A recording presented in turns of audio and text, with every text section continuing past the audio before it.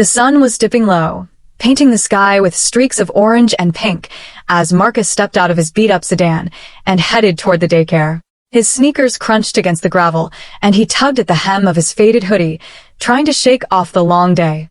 He was just a dad, same as any other, picking up his little girl, Amara, from daycare. But something about today felt off.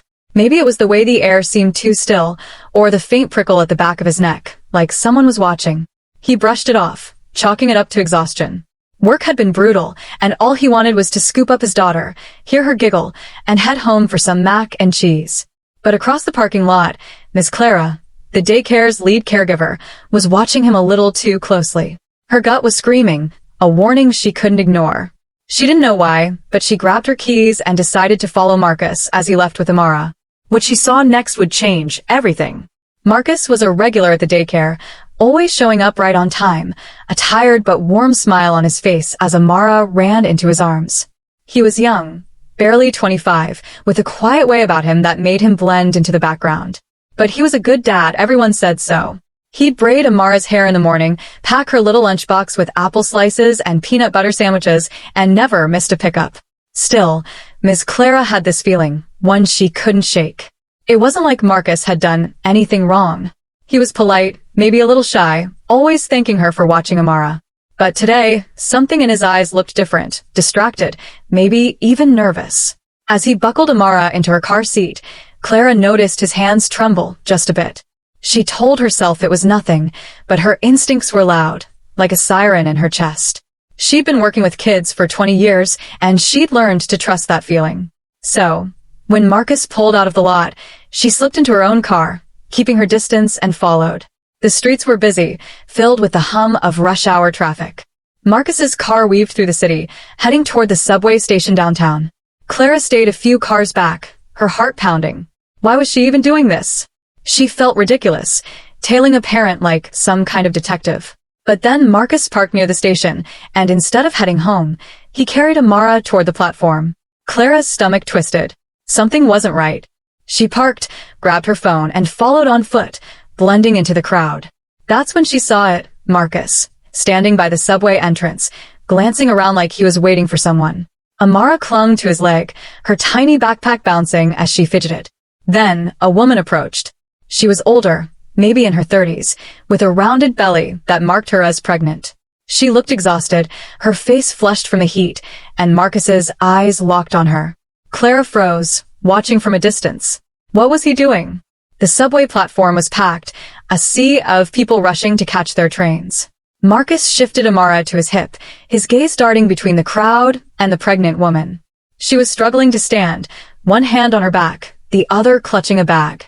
Without a word, Marcus stepped forward and offered her his seat on a nearby bench. The woman hesitated, then smiled gratefully, easing herself down. Clara watched, confused. Was this it? Was she overreacting?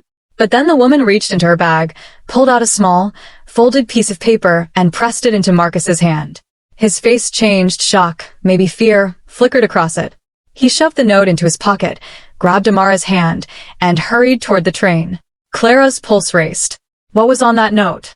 Why did Marcus look so shaken? She had to know, but the crowd was thick, and she was losing sight of him.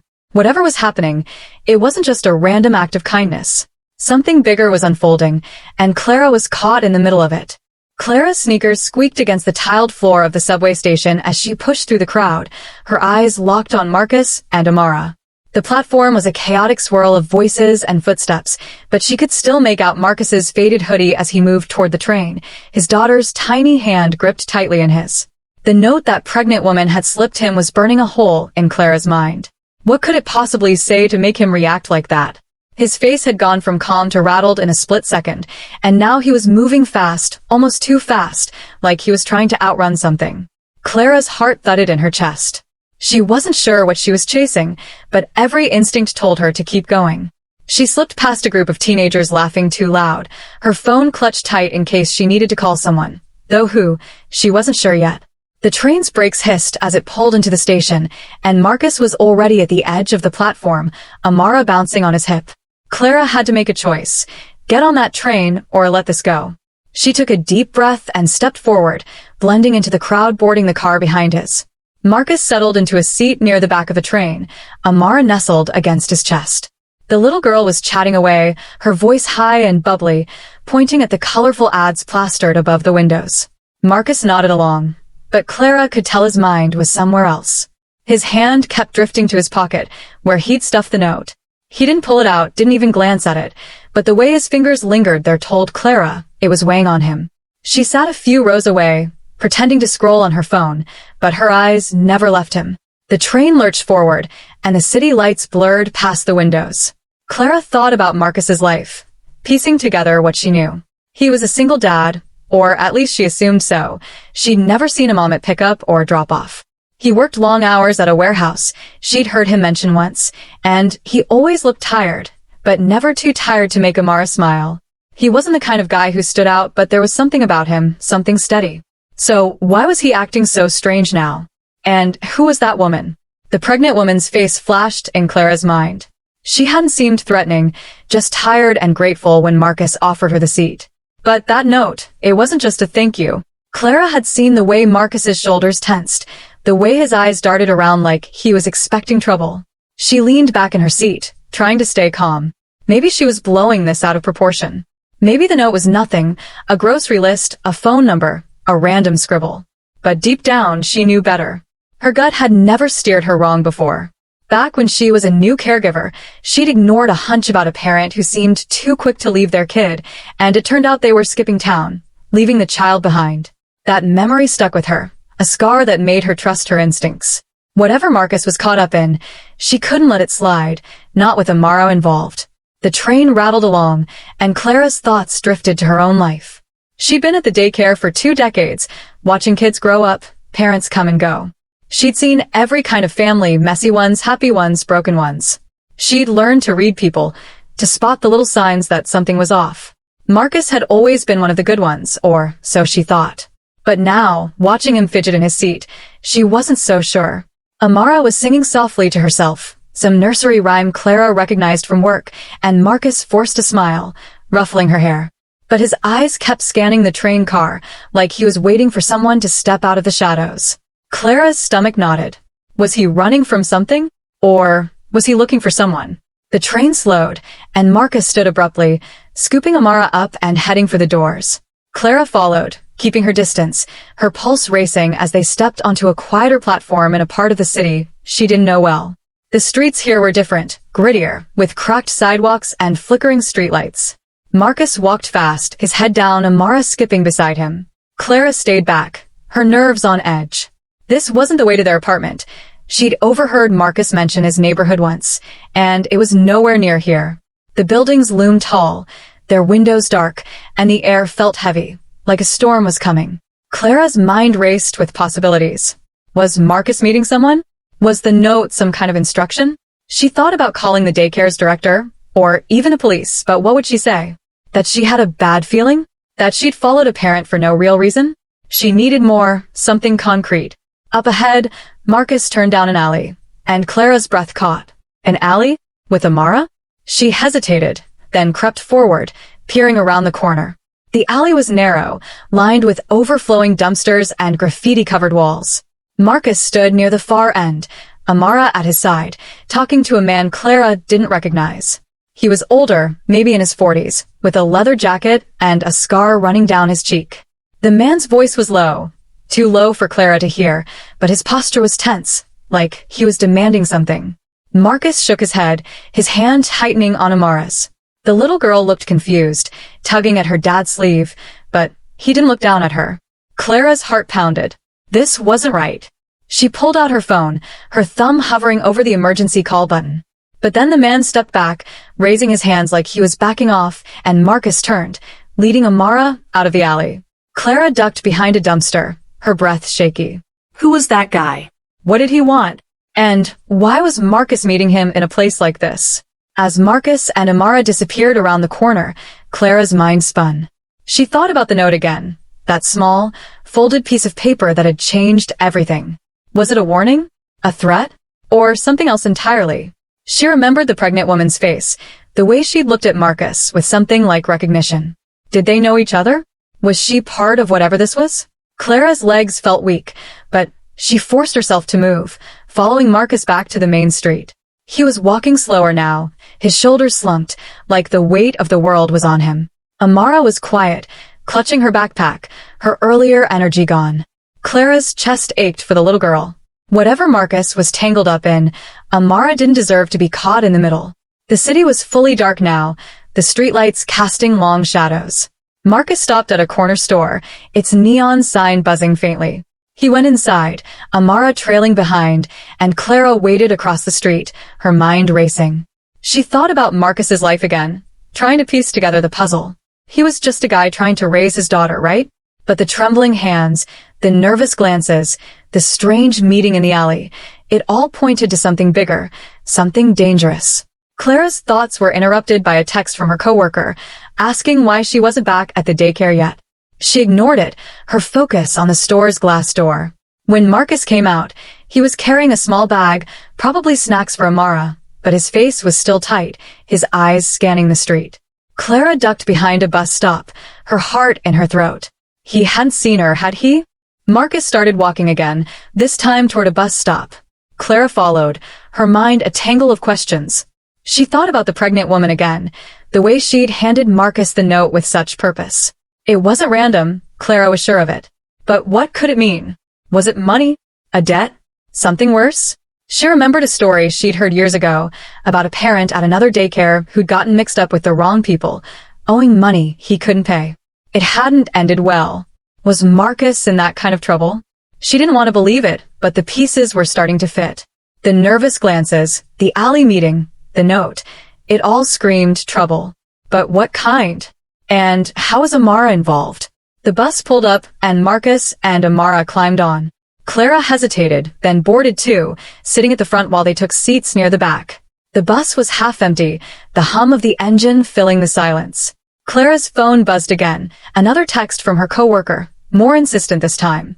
She typed a quick reply, saying she'd be back soon, but she wasn't sure if that was true. She couldn't stop now, not when she was this close to figuring out what was going on. Marcus was staring out the window, his hand resting on Amara's head as she dozed against him. For a moment, he looked like any other dad, protective and tired. But Clara couldn't shake the image of him in that alley, talking to that scarred man. Whatever he was hiding, it was big, and it was dangerous. She just hoped she could find out what before it was too late. The bus rumbled through the city, and Clara's thoughts drifted to Amara. The little girl was only 4, with big brown eyes and a laugh that could light up a room. She loved coloring, always bringing Clara her drawings, bright, messy pictures of flowers and rainbows.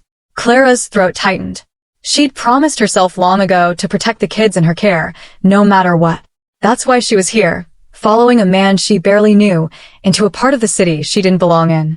She glanced at Marcus again, his face half lit by the streetlights flashing by. He pulled the note out of his pocket, just for a second, unfolding it enough to glance at it before shoving it back. Clara strained to see, but she was too far away.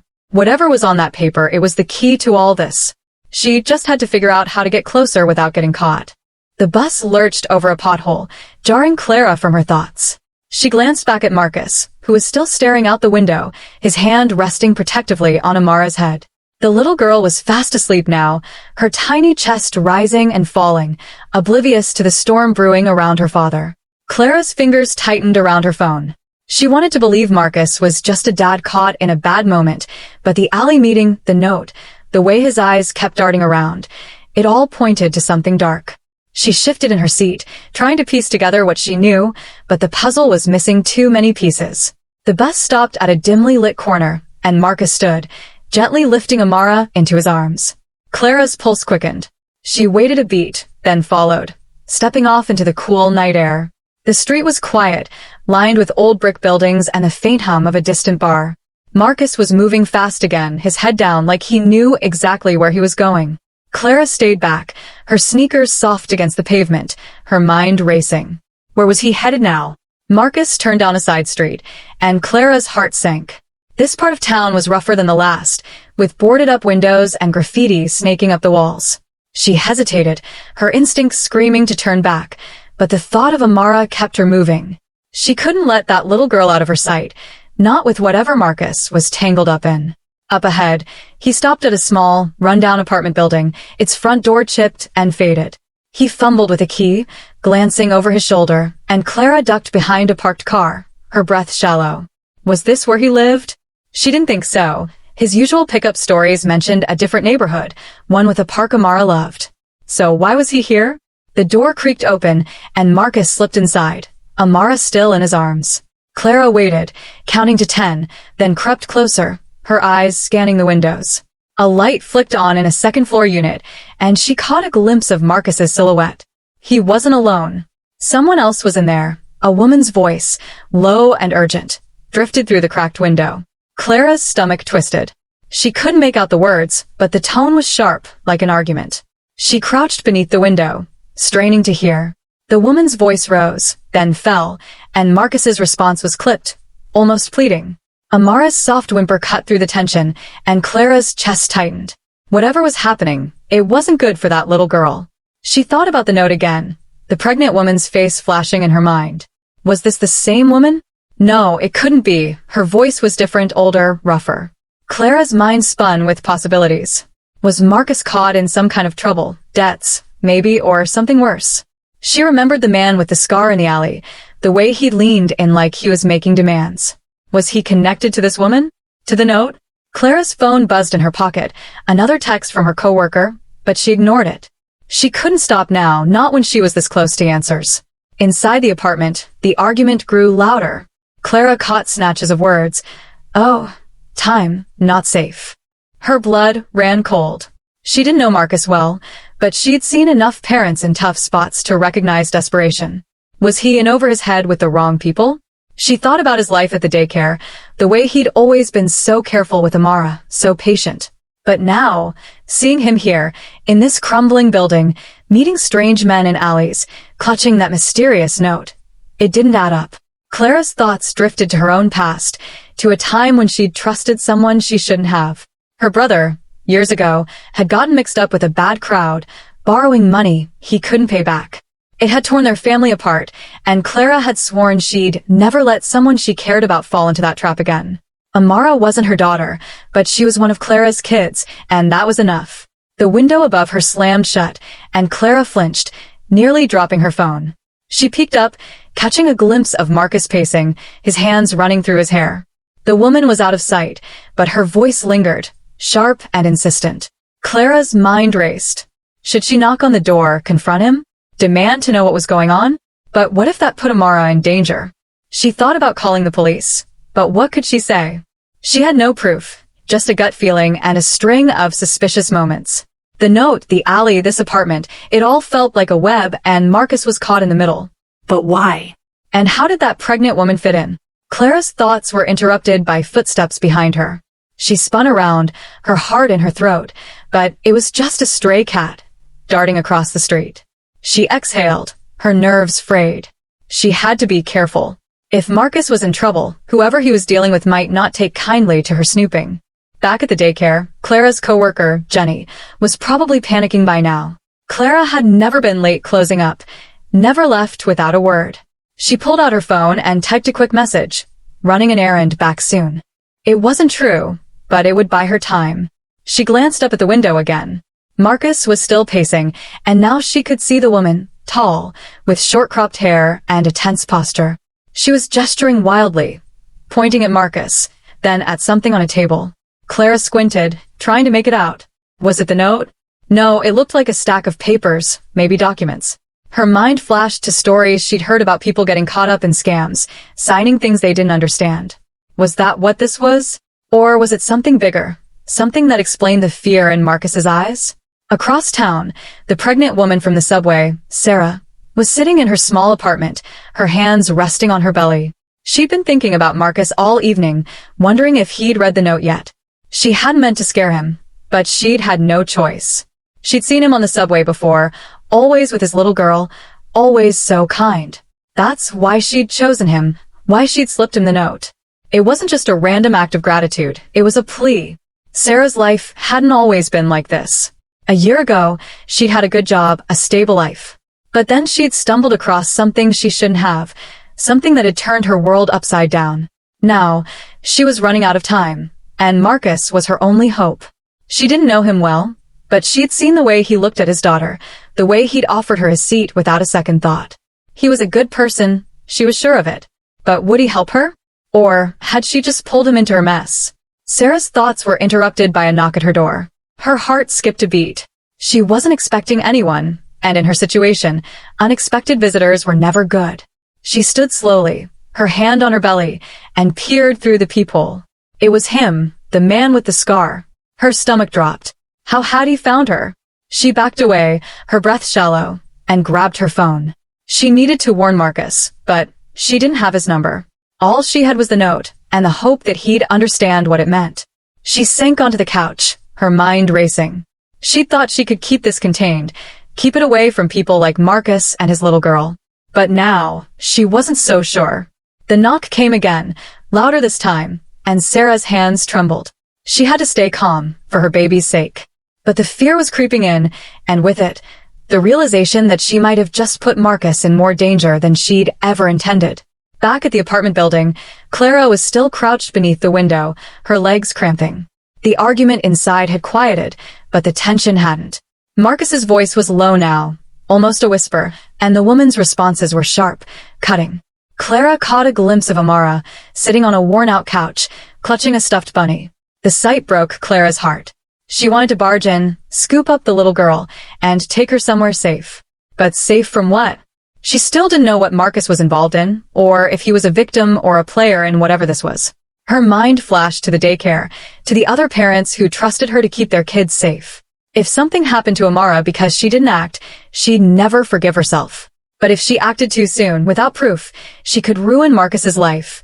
Or worse, put Amara in even more danger. The door to the apartment building creaked open, and Clara froze. Marcus stepped out, alone this time, his face pale and drawn. Where was Amara? Clara's heart pounded. Had he left her inside? She peered up at the window, but the light was off now, the apartment dark. She waited, expecting the woman to follow, but no one came. Marcus stood on the sidewalk, his hands in his pockets, staring at the ground. He looked lost, like a man carrying a weight he couldn't shake. Clara's mind raced. Should she confront him now? Ask about the note, the alley, the woman?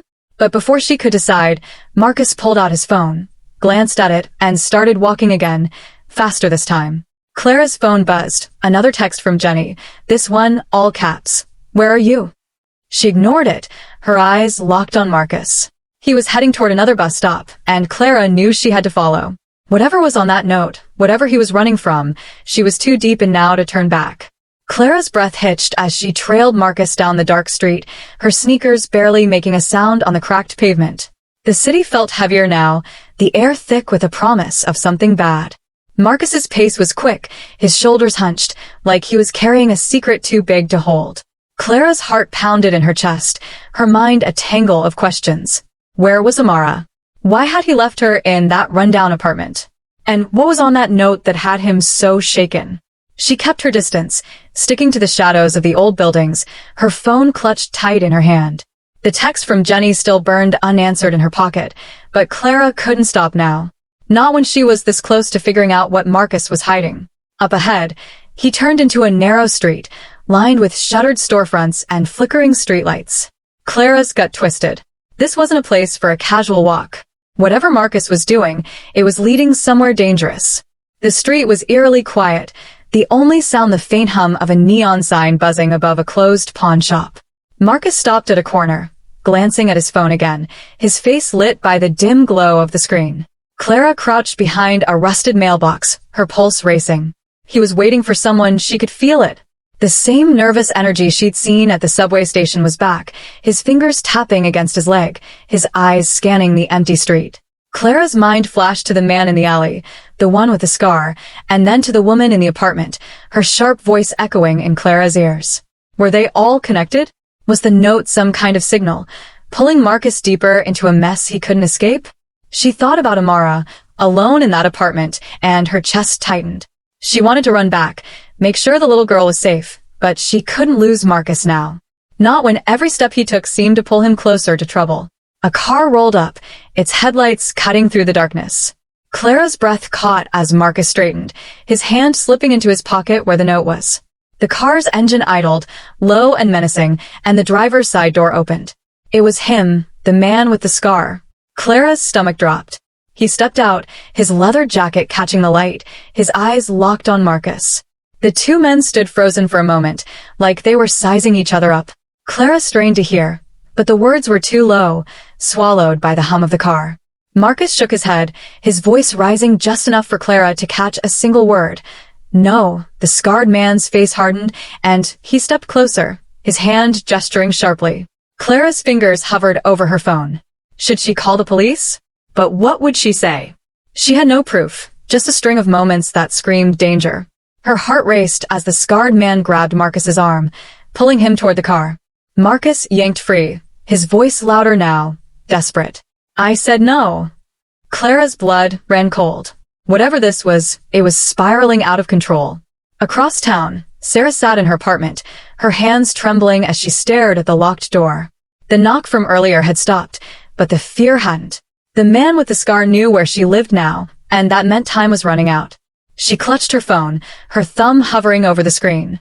She'd written the note in a moment of desperation, hoping Marcus would understand, hoping he'd help. But now, she wasn't so sure. Had she dragged an innocent man into her mess? She thought about his little girl, the way she'd clung to his leg on the subway, her big eyes full of trust. Sarah's heart ached. She'd never meant to put them in danger, but she'd had no one else to turn to. Her fingers moved to her belly, feeling the faint kick of her baby. She had to stay strong, for her child, for herself. But the note she'd given Marcus was a gamble, and now she was terrified it had been the wrong one. Back on the street, Clara watched as the scarred man's voice grew louder, his words sharp and cutting. Marcus stood his ground, but his hands were shaking, and Clara could see the fear in his eyes. The note was still in his pocket. She was sure of it. Was it a threat? A demand? She thought about the pregnant woman, Sarah, and the way she'd looked at Marcus, like she knew him, like she was counting on him. Clara's mind raced. Was Sarah part of this? Or was she just another piece of the puzzle, caught in the same web as Marcus? The scarred man stepped closer, his voice dropping to a low growl, and Clara caught a snippet of what he said. You think you can walk away? Marcus's face paled, and he took a step back, his hand reaching for his phone. Clara's heart pounded. Was he calling for help? Or was he checking something else? Another message? Another clue? The scarred man grabbed Marcus's phone, tossing it to the ground with a crack. Clara gasped, then clapped a hand over her mouth, praying they hadn't heard her. Marcus's eyes darted toward the shadows, and for a moment, Clara was sure he'd seen her. But he turned back to the man, his voice low and pleading. I'm trying, okay? I just need more time. The scarred man laughed, a cold, sharp sound that made Clara's skin crawl. Time's up, he said, and reached into his jacket. Clara's breath stopped. Was that a weapon? Her fingers fumbled for her phone, her mind screaming to call for help, but she couldn't move, couldn't look away. The scarred man pulled out a folded piece of paper, not unlike the one Sarah had given Marcus, and held it out. Marcus stared at it, his face a mix of fear and resignation. He didn't take it. Instead, he backed away, his hands raised. I can't, he said, his voice breaking. The scarred man's eyes narrowed, and he stepped forward, closing the distance. Clara's heart was in her throat. She didn't know what was on that paper, but it was clear it meant trouble. Her mind flashed to Amara, still in that apartment, and her stomach twisted with guilt. She should go back, make sure the little girl was okay, but Marcus was the key to all this. If she could find him, figure out what was on that note, she might understand what was happening. She pulled out her phone, her hands shaking, and opened her messages. Jenny's texts were piling up, each one more frantic than the last. Clara typed a quick reply, emergency, I'll explain later, and shoved the phone back in her pocket. She had to keep going, had to find Marcus before the scarred man did.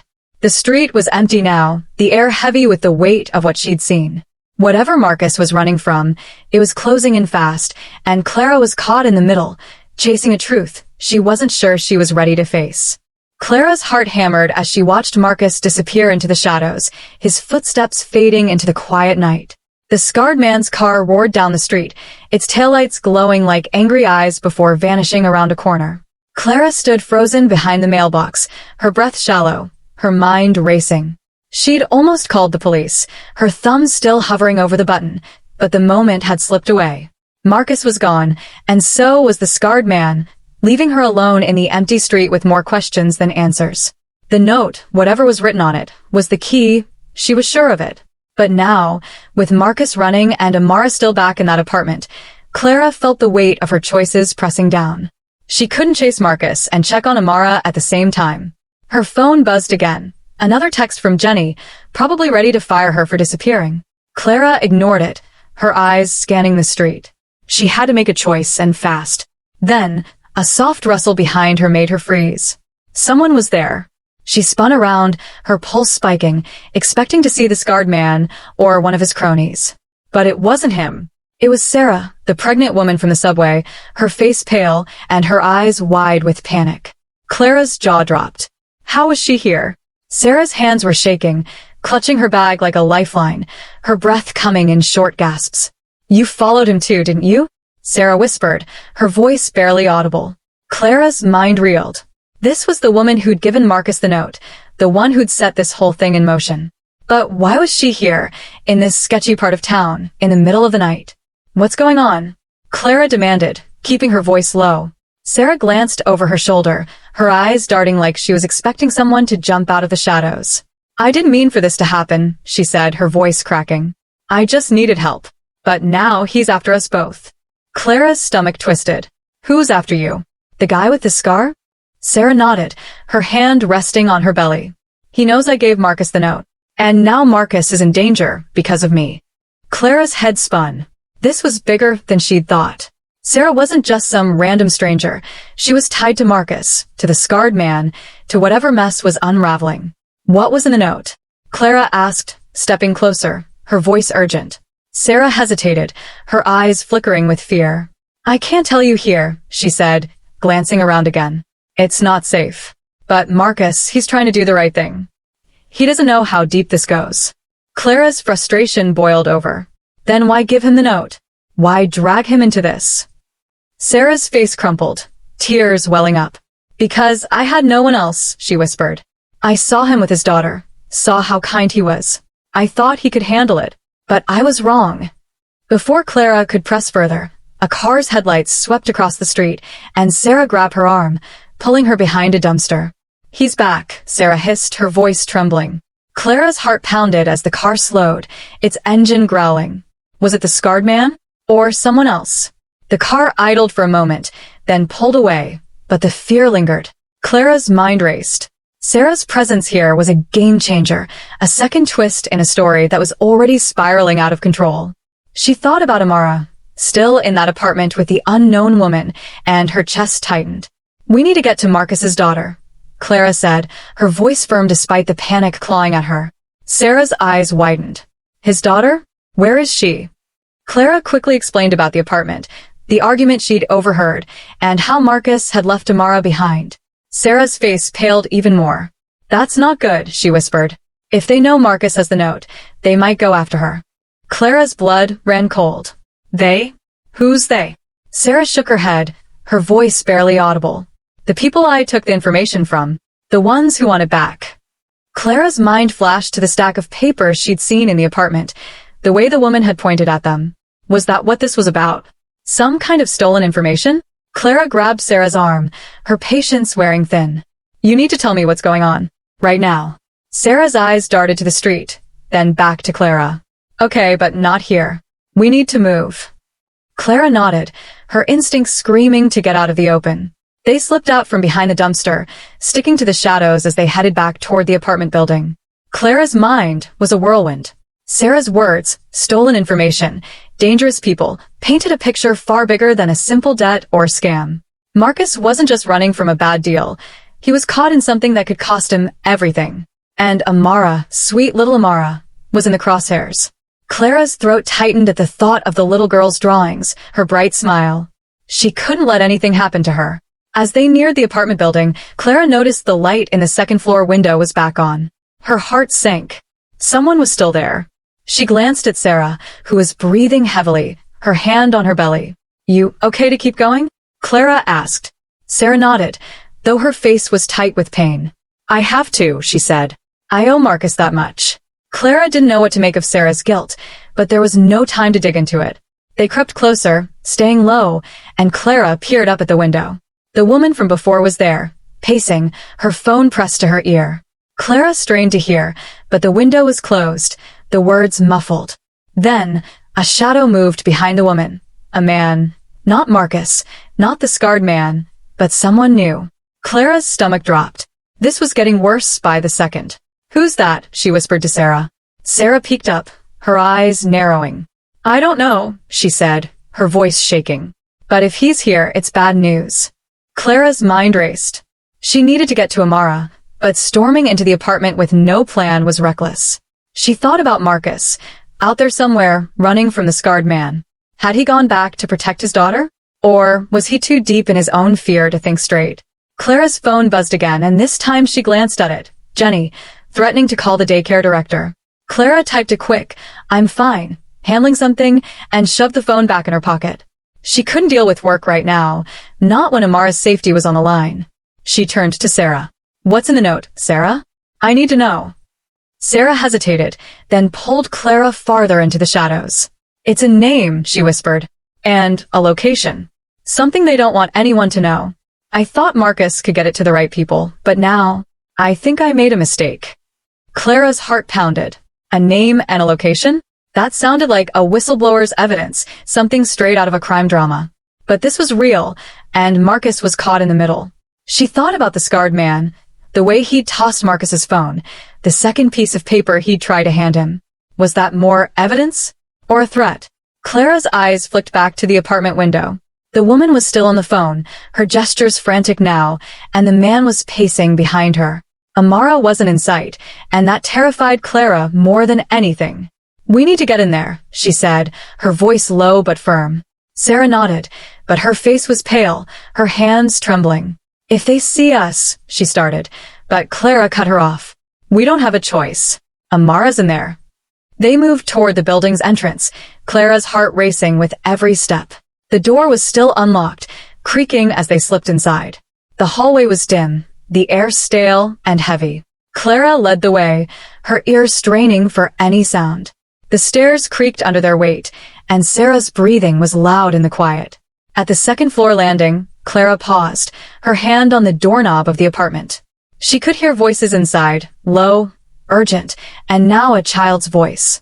"Amara." Clara's relief was short-lived as the woman's voice snapped, sharp and angry. "Quiet, kid." Clara's blood boiled. She glanced at Sarah, who looked like she might bolt. "Stay with me," Clara whispered, and Sarah nodded, her jaw tight. Clara turned the knob slowly, praying it wouldn't squeak.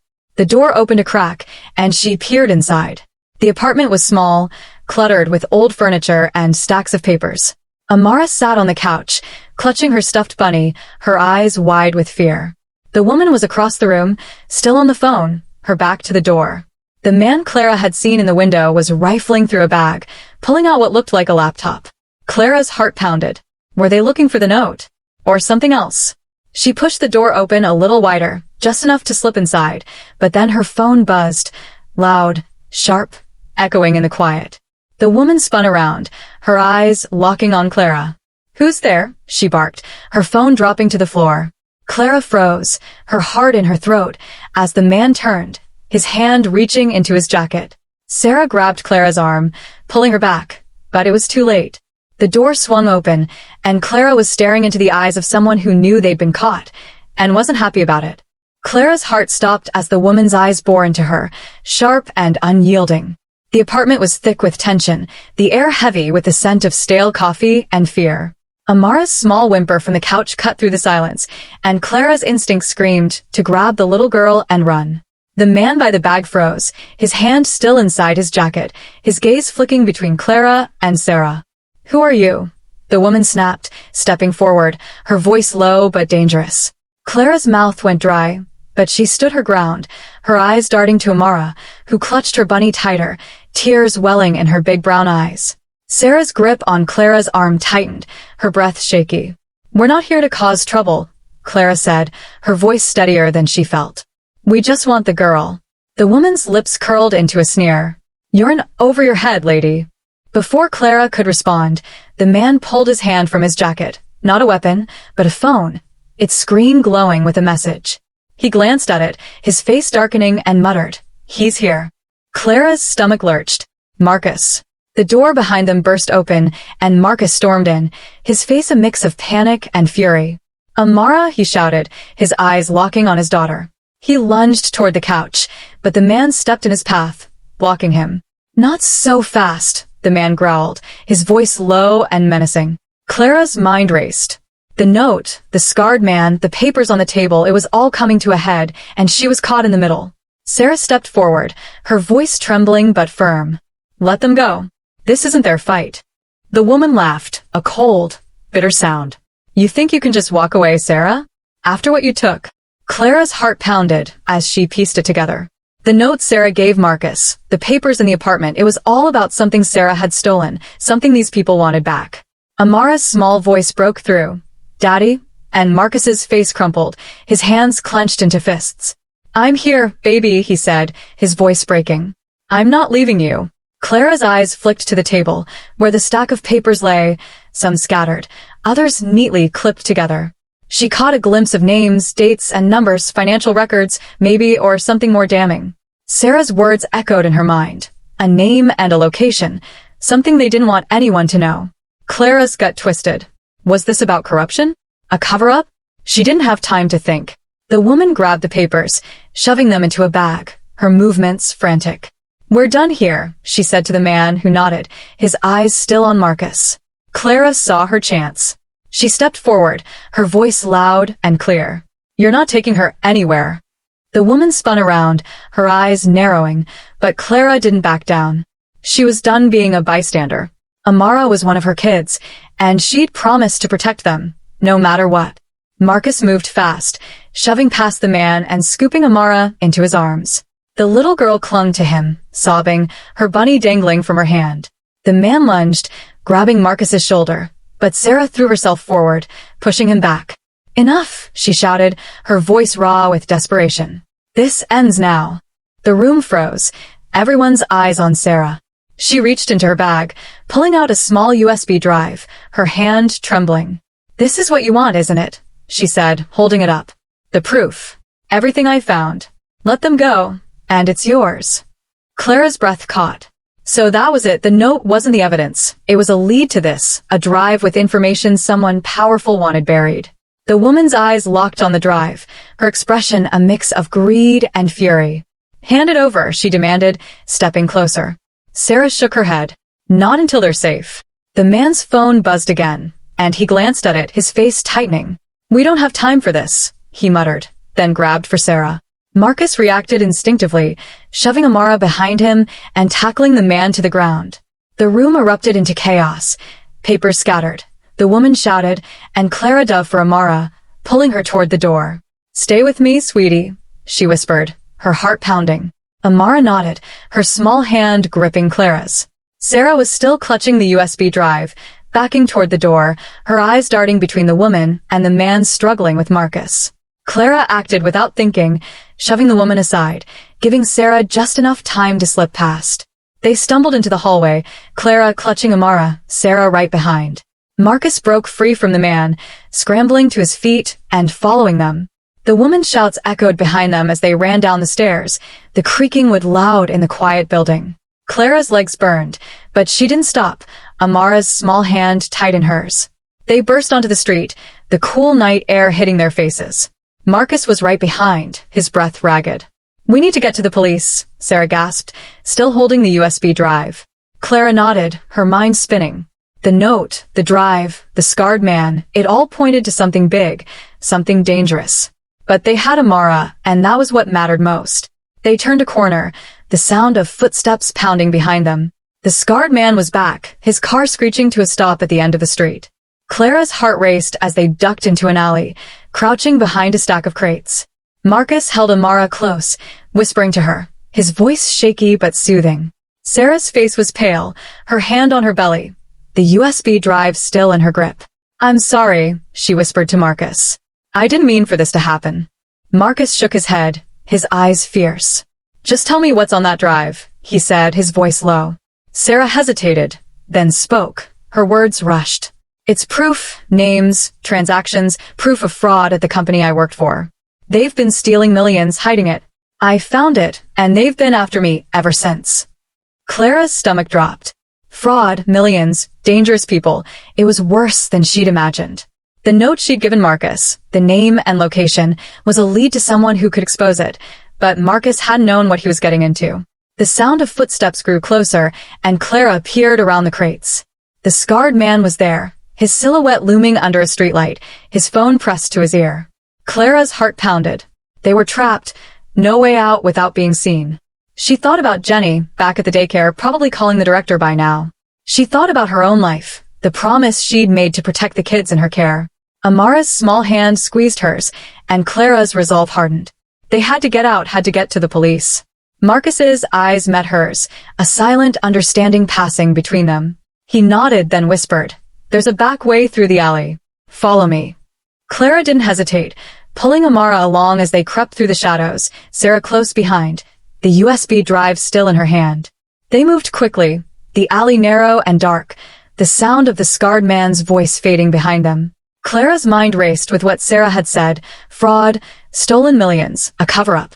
Marcus had been pulled into this because of a random act of kindness, offering a seat to a pregnant woman who'd turned out to be a whistleblower. The note had been a plea for help, but it had painted a target on his back. They reached the end of the alley, spilling onto a quiet street, the city lights bright in the distance. Clara's phone buzzed again, but she ignored it, her focus on getting Amara to safety. Marcus led them toward a small park, its swings creaking in the wind. "We're almost there," he whispered, his voice tight. "There's a precinct a few blocks away." But before they could move, headlights swept across the park, and Clara's heart sank. Another car, not the scarred man's, but just as ominous. The car stopped, and a figure stepped out. Not the scarred man, not the woman from the apartment, but someone new. A woman, older, her face sharp and cold under the streetlight. Clara's breath caught. She didn't know who this was, but the way Sarah froze told her everything. "That's her," Sarah whispered, her voice barely audible. "The one I worked for. The one who started this." Clara's mind reeled. This wasn't just about the scarred man or the woman in the apartment. This went higher, to someone powerful enough to orchestrate a cover-up worth millions. The woman stepped forward, her voice calm but deadly. "Give me the drive, Sarah. And maybe your friends walk away." Clara's heart pounded as Marcus tightened his grip on Amara, his eyes blazing with defiance. The final twist had just dropped, and the stakes were higher than ever. They weren't just running from thugs. They were up against someone who'd do anything to keep her secrets buried. The park was silent except for the creak of the swings and the distant hum of the city.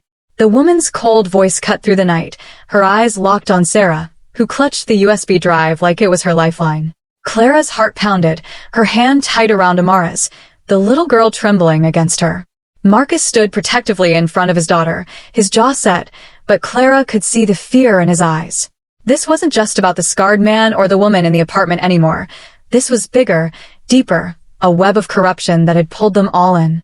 The older woman, the one Sarah had called her boss, took a step closer, her polished shoes clicking on the pavement. "You're out of options, Sarah," she said, her voice smooth but laced with menace. "Hand it over, and this ends quietly." Sarah shook her head, her hand shaking but her resolve firm.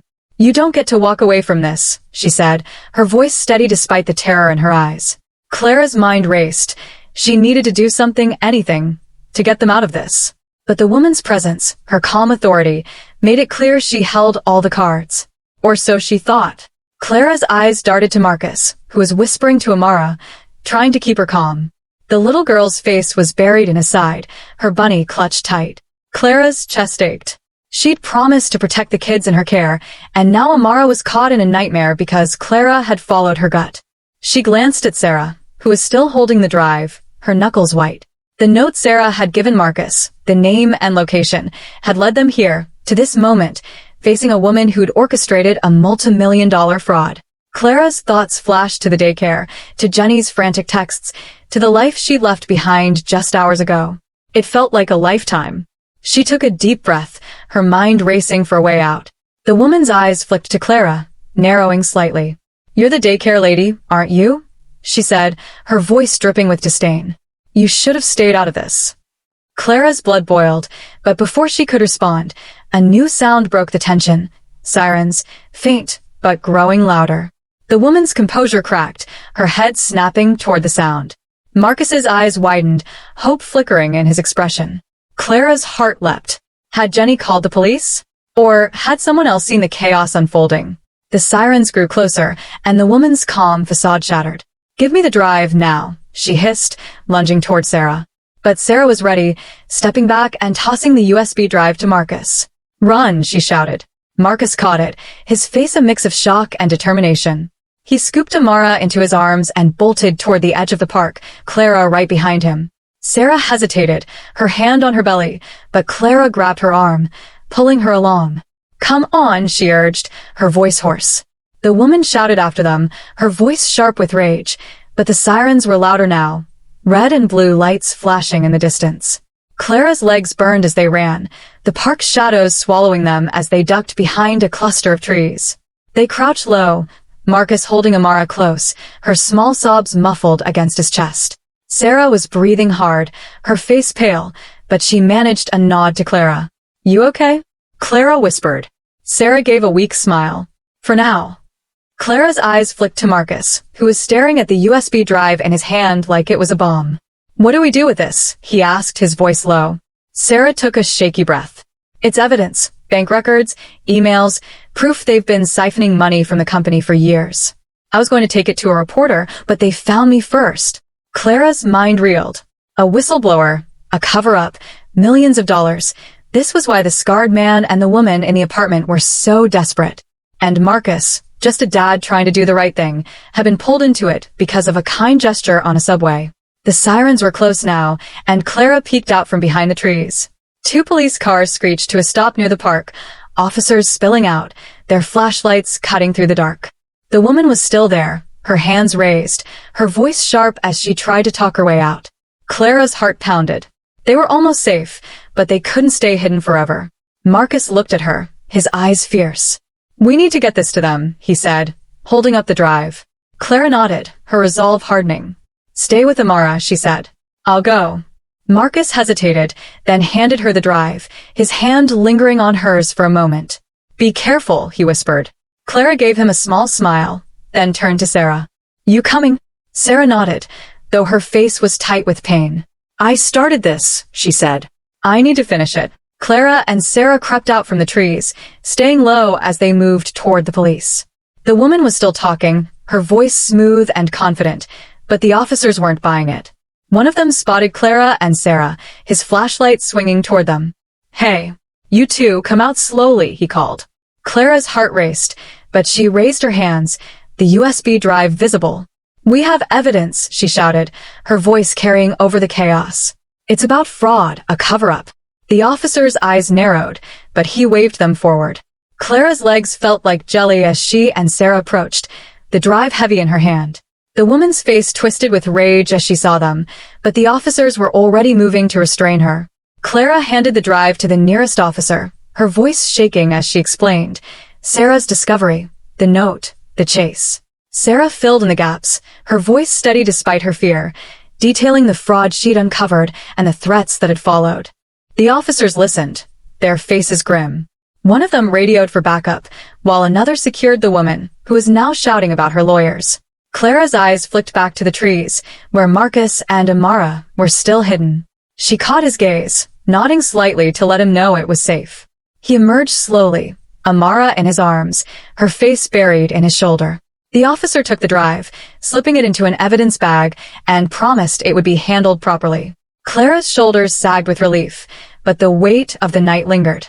She thought about the daycare, about Jenny, about the life she'd left behind to follow her gut. It had been worth it. Amara was safe, and the truth was out. But as the officers led the woman away, Clara couldn't shake the feeling that this wasn't over. As the police sorted through the chaos, Clara, Marcus, and Sarah were taken to the precinct to give statements. Amara clung to her dad, her bunny still in her arms, and Clara stayed close, her heart aching for the little girl who'd been through so much. Sarah explained everything, the fraudulent accounts, the hidden transactions, the powerful people who'd do anything to keep it quiet. The note she'd given Marcus had been a desperate move, a way to pass the information to someone she thought could help. Marcus, still shaken, admitted he'd had no idea what he was getting into when he took the note. "I just wanted to help," he said, his voice quiet. Clara's chest tightened. He was just a dad, trying to do right by his daughter, caught in a storm he didn't create. The police confirmed the USB drive contained damning evidence, enough to launch a full investigation into the company and its leaders. The woman in the park, identified as a high-ranking executive, was arrested, along with the man from the apartment. The scarred man, it turned out, was a hired enforcer, already on the run but with his description circulating. Clara's head spun as she listened to the officers. It was over, or at least this part was.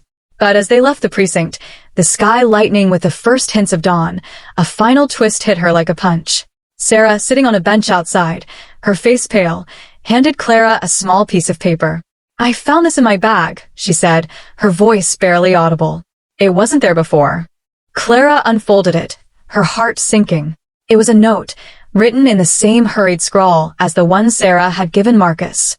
It read, "You think this is over? Watch your back." Clara's breath caught.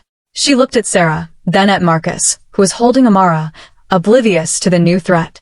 The police had the drive, the executive was in custody, but someone was still out there watching. Clara's mind flashed to her brother, to the trouble he'd never fully escaped, and she knew this wasn't the clean ending she'd hoped for. She folded the note, slipping it into her pocket, and met Sarah's eyes. "We'll be okay," she said, though her voice wavered. Sarah nodded, her hand on her belly, a silent promise to keep fighting for her baby. Marcus looked at them, his face tired but resolute. "Thank you," he said to Clara, his voice thick. "For Amara." Clara managed a smile, her heart heavy but full. She'd kept her promise to protect one of her kids, but the note in her pocket was a reminder. Some battles don't end so easily. As they walked away from the precinct, the city waking up around them, Clara thought about the takeaways from this night. Kindness, like Marcus's gesture on the subway, could spark something bigger than anyone expected. Trusting your gut, like Clara had, could save lives, but it could also pull you into danger. And truth, like the evidence on that drive, was worth fighting for, even when it came at a cost. She glanced at Amara, now giggling as Marcus tickled her, and felt a flicker of hope. They'd face the darkness and come out the other side, stronger for it. But as Clara's hand brushed the note in her pocket, she knew the story wasn't over. Not yet. The city stretched out before them, full of secrets and shadows, and Clara couldn't help but wonder what was waiting around the next corner.